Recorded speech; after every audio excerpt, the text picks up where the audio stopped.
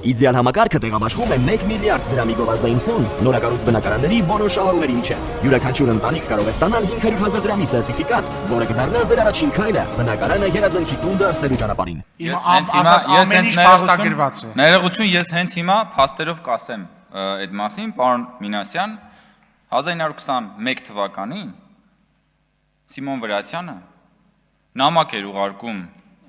Անկարա եւ նախ խոսում էր Հայաստանի եւ Թուրքիայի բարեկամության անհրաժեշտության մասին, ռազմական աջակցություն էր խնդրում պաշտոնական Անկարայից միասնական ճակատով կռվելու միասնական թշնամի բոլշևիկների դեմ, պարոն Մինասյան։ Դա Սիմոն Վրացյանի նամակն է եղել։ Եվ Սիմոն Վրացյանի ղեկավարած կոմիտեն էլ կոչվում էր Հայրենիքի փրկության կոմիտե։ Հիշում եք այն, որ ուզում էիք Հայաստանի գլուխը ուտել մի քանի տարի առաջ, այնքան երևակայություն չունեին, գնացել էին Սիմոն Վրացյանից Հայրենիքի փրկության կոմիտեն, փոխել էին, դրել էին Հայրենիքի փրկության շարժում։ 100 տարի անց նույնիսկ այդքան ֆանտազիա չունենաս, որ գնաս Սիմոն Վրացյանի 100 տարի առաջվա Հայրենիքի փրկության կոմիտեն բերես եւ 180 աստիճանով հակառակ Սիմոն Վրացյանի գաղափարախոսությունը իրագործես։ Ընդ որում, ես էլ եմ ասում, խոսք էր գնում Սիմոն Վրացյանի եւ Դաշնակցության կողմից, խոսք էր գնում հայ-թուրքական բարեկամության մասին։ Մենք այսօր ասում ենք ընդհանրապես հարաբերությունները կարգավորենք, մեզ ասում եք դավաճանեք։ Բա հիմա ով է ուրանում Դաշնակցության պատմությունը, մենք թե դուք։ Դուք եք ուրանում, ասում եք Դաշնակցությունը ազգային արժեք է։ Բայց այդ ազգային արժեքը, Դաշնակցությունը 135-ամյա Դաշնակցությունը որպես ազգային արժեք, ո՞նց տարակ դրեցիք Ռոբերտ Քոչարյանի ոտքերի տակ։ Ոնց, բա այսօր Դաշնակցությունը, այդ ազգային արժեք Դաշնակցությունը մի հատ դաշնակցական լիդեր չունենա, հայերեն չիմացող Ռոբերտ Քոչարյանը դառնա այդ Դաշնակցության լիդերը։ Բա Դաշնակցությունը, որը տվել է Քաջազնունի, Վրացյան, Խատիսյան, բա այդ Դաշնակցությունը մի հատ այսօր լիդեր չունենա,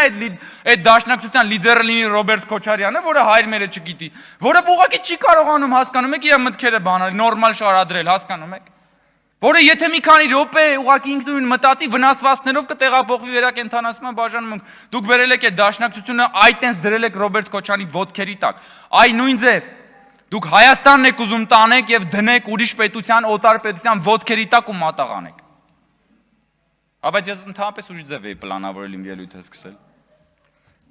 Մեզ սա էլ է դուր գալիս, պարոն Կոնջյան։ Հիմա ես ուզում եմ դա եւ մեր ընդդիմությունը էլի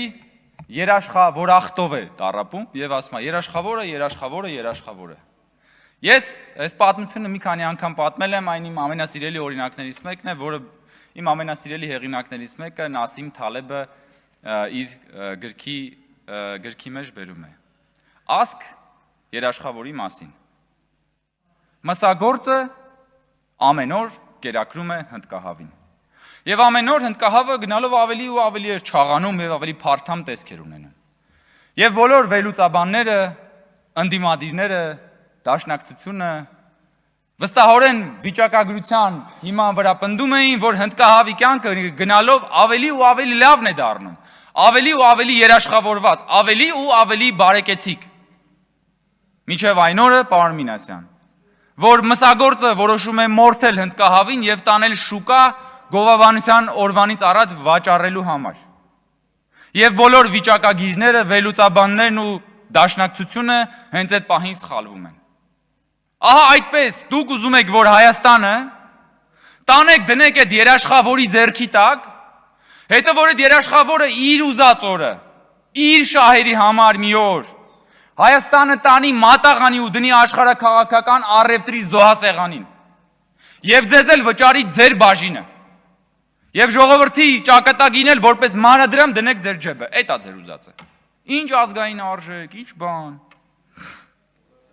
Այդ որ բան եք անում, որ Ռոբերտ Քոչարյանը բահոպատական չի։ Երբ որ Ռոբերտ Քոչարյանը չի բացառում, որ Հայաստանը կարող է դառնալ նյութենական պետության մաս։ Երբ որ ձեր սիրած Վիտալի Բալասանյանն ասում է, որ այո, Հայաստանը պիտի դառնա նյութենական պետության մաս։ Երբ որ ձեր սիրելի Վարդան Ղուկասյանն ասում է, այո, Հայաստանը պիտի դառնա նյութենական պետության մաս, այդ ի՞նչ է։ Այդ ուզում եք Հայաստանի գլուխը ուտել, հետո ուզում եք հայ ժողովրդի զավակներին ուղարկել թնդանոթի միս դառնալու ուրիշների սանձազերծած պատերազմում։ Ուզում եք որ հայ ժողովրդի զավակները խաղաղ չապրեն սեփական երկրում, ուզում եք որ այդ ուրիշների սանձազերծած պատերազմի սպանդանոցի մեջ մտցնեք հայ ժողովրդի զավակներին։ Դրա համար հանգիստ չունեք, որ այս 2 տարի է, կրակոցի ձոզ չունենք։ Երբ որ Տիկին Գալստյանը այստեղից ասում է, այդ որ խաղաղության մասին եք խոսում, այդ այն խաղաղության մասին եք խոսում, Տիկին Գալստյան, որտեղ որ 2 տարի կրակոցից մարդ չի զոհվել, եւ դուք էլ որպես ողբերգության մունետիկներ չեք եկել այս ամբիոնից բան արել, լացուկոց կապել, ասել, վայ, մենք կործանվեցինք, այս իշխանությունը մեզ տանում է պատերազմի։ Պատերազմեր ասում եք իշխանությունը մեզ տանում է պատերազմի։ Խաղաղությունը ասում եք իշխանությունը տանում է մեզ պատերազմի։ Դուք հասկանում եք, դուք այնքան եք մոլորվել սեփական ստերի հորձանուտում, որ դուք սկսել եք ինքներդ ձեզ մարսել, հասկանում եք, դուք ինքներդ ձեզ մարսում եք, այսինքն որպես քաղաքական ուժ, որպես ընդդիմություն, եւ դուք հեսա կվերջանաք։ Դուք ինքներդ ձեզ կուլ եք տվել եւ մարսում եք։ Դուներ գալիս է, չէ՞, հարգելի գործընկերներ։ Ես կարող եմ շարունակել անվերջ։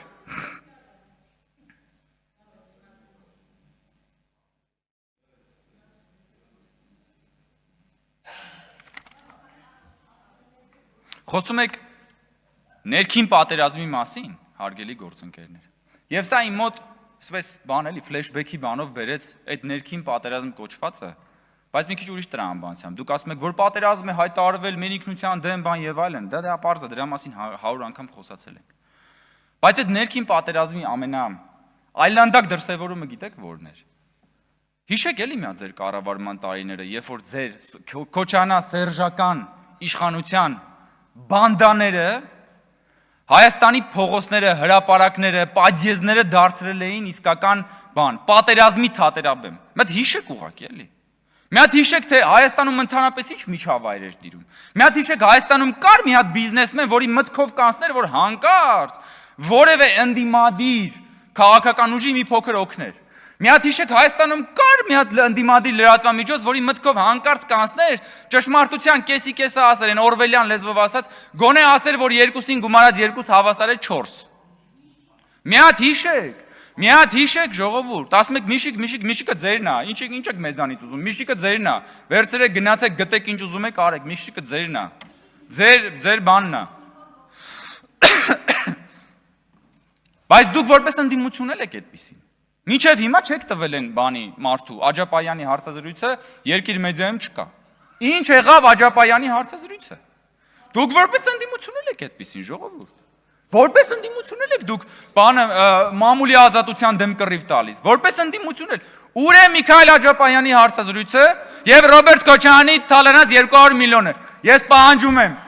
Ռոբերտ Քոչարյանի թալանած 200 միլիոնը եւ Միքայել Աջապայանի հարցազրույցը երկիր մեդիայում։ Միանում եմ։ Ես հասկանում եմ, որ ձեր մոտ ծիծաղը կոմպենսացնում է այն ամոթը, որ հիմա դուք զգում եք, որովհետև այն որ դուք նստել եք եւ այս աթոռների վրա նախավերջին մոհիկանների պես բան եք անում, լսում եք այս ելույթը, էլի գնահատելու բանը։ Բայց մի հատ հիշեք էլի ձեր իշխանության տարիները, ժողովուրդ։ Հիշեք ընդհանրապես կար ազատ մամուլ, թե չկար ազատ մամուլ։ Հիմա ինչ բանը, վաքսի վրի մեյմուն կա, իրան դրելա լրագրողի տեղ։ Գալիս են, բան, վարչապետին ինչ հարցեր ասես տալիս են, իրենց ներկայացնում են որպես Պրոմեթեյս, որ բանը ողջախոհության եւ ազատության ճրակը սենց վերցրել են, եկել են բան։ Ձեզ միջանցներում էս այդպիսի եւ ոչ միայն այդպիսի լրագրողներին ձեր գործընկերները սպառնում էին ծնոտը ջարդել։ Շմայց ընդհանրապես ասում էր պետք է բռնաբարել եւ գլխատել։ Թե գլխատել եւ բռնաբարել, հետեղերի հաջորդականությունը ես չգիտեմ այդ սադոմազոխիզմը, ձեր իշխանության, դա ձեր իշխանությունն էր, դա ձեր դեմքն էր, հասկանում եք։ Մոռացել եք, թե պետքա դնենք հիմա գանք այստեղ բան անենք, Հայաստանի քաղաքական պատմության դասընթացներ կազմակերպենք։ Այո, եթե հանկարծ, ես վստահ եմ, որ այդպիսի բան չի լինելու, բայց եթե հանկարծ այս ընդդիմությունը Հայաստանում մի անգամ էլ իշխանություն զավթի, դա ոչ միայն բերելու արտաքին պատերազմի, դա բերելու է նրան, որ նույն Քոչարյանա սերժական, օլիգարխիական բանդիտների հերոսակախմբերը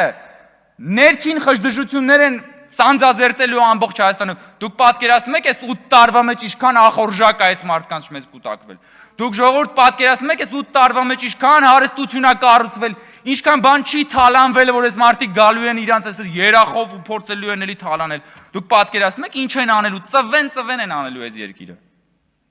Հա, եւ ավարտելով։ Գիտեք մեր ու ձեր տարբերությունը որն է։ Որովհետեւ մեր ու ձեր տարբերությունն այն է, որ Հայաստանը մեր միակն է։ Մեր միակ եւ անկրկնելի սերն է Հայաստանը։ Եվ մենք Հայաստանից բացի ուրիշ սեր չունենք։ Բայց Հայաստանը ձեր միակը չի։